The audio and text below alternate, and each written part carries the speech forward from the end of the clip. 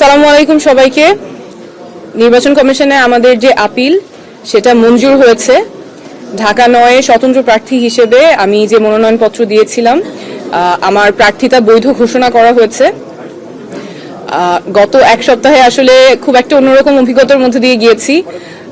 দেশে বিদেশে সবাই অনেক শুভকামনা জানিয়েছেন, অনেক দোয়া করেছেন। যখন রাস্তায় মানুষের সাথে কথা বলছিলাম অনেকেই হতাশা প্রকাশ করেছেন, কষ্ট পেয়েছেন, বলছেন দোয়া করছেন। তাদের সকলকে ধন্যবাদ।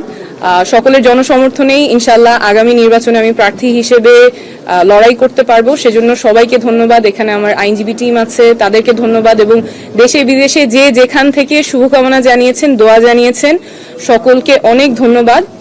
আমরা এখন স্বতন্ত্র প্রার্থী হিসেবে নির্বাচনে যে মার্কা সেটার জন্য আবেদন করতে পারবো। আমরা সেই প্রক্রিয়ায় আমাদের পছন্দ ফুটবল মার্কা, আমরা সেটা নিয়ে আবেদন